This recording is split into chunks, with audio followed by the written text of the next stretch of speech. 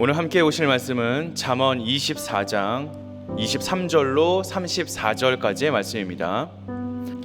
이것도 지혜로운 자들의 말씀이라 재판할 때에 낯을 보아주는 것이 옳지 못하니라. 악인에게 내가 옳다 하는 자는 백성에게 저주를 받을 것이요 국민에게 미움을 받으려니와 오직 그를 견책하는 자는 기쁨을 얻을 것이요 또 좋은 복을 받으리라.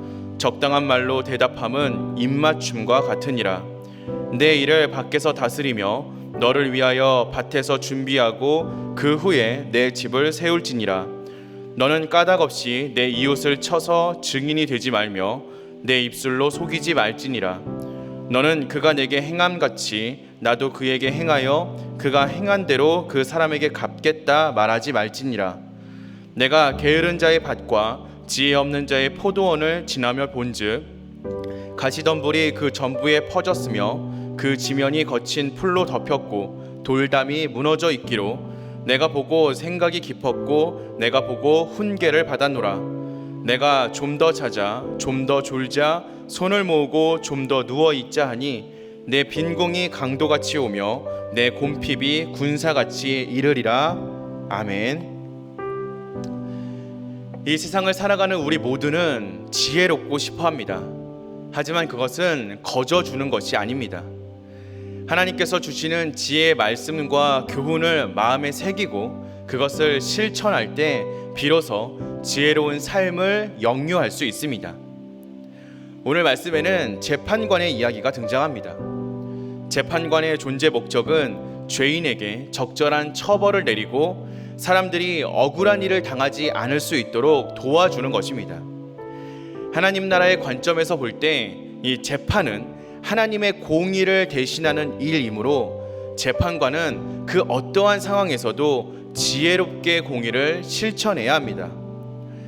넓은 의미에서 볼 때 공정한 재판은 성도들 스스로 일상생활 가운데 정직하고 신실하게 살아가는 것을 의미합니다. 우리 모두는 하나님 앞에서 이 땅을 공의롭게 다스리는 재판관으로 부름을 받았습니다.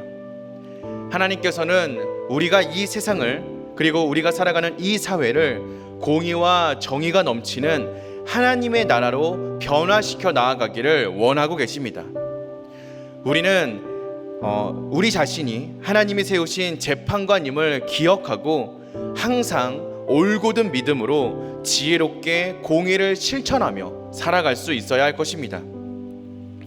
이렇게 우리가 바라고 소망하는 이 지혜로운 삶의 가장 큰 특징은 진실을 사랑하고 거짓을 미워하는 것입니다. 재판의 판결을 바꾸기 위하여서 막대한 이권을 보장하거나 뇌물을 쓰면서 거짓 증언을 요청하는 경우가 종종 있습니다. 하지만 진정으로 지혜로운 사람은 경제적인 손실이나 위협을 무릅쓰고서라도 결코 진실을 외면하지 않습니다. 하나님께서 거짓을 싫어하시고 특히나 거짓 증언을 가증스럽게 여기시는 것을 우리는 기억할 수 있어야 합니다. 그러므로 하나님을 경외하는 사람들은 박해와 핍박을 당해도 거짓과 타협할 수 없는 것입니다.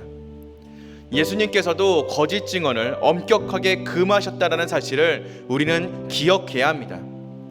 진정 지혜로운 자는 탐심 때문에 거짓으로 증언하지 않고 끝까지 정직과 신실로 하나님과 이웃에게 신뢰를 얻는 사람들입니다.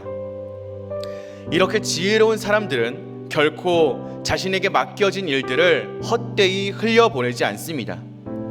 오늘 말씀은 게으른 자의 욕망이 결국 그를 죽인다라는 교훈으로 이야기를 마무리하고 있습니다. 안셀무스는 게으름이 살아있는 자의 무덤이라고까지 이야기했습니다.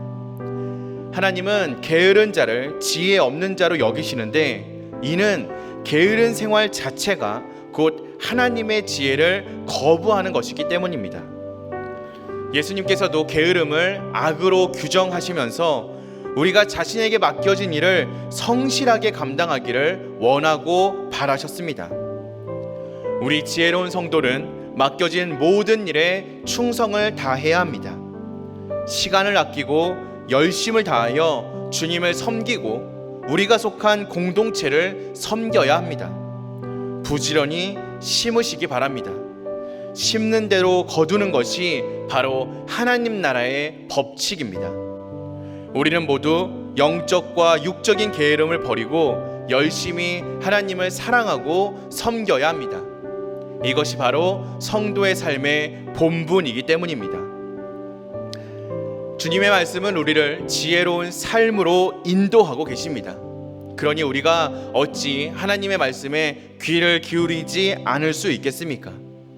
하나님의 지혜를 얻어 진실하고 부지런한 삶을 통하여서 하나님께 기쁨이 되어드리는 저와 여러분들이 되시기를 소망합니다.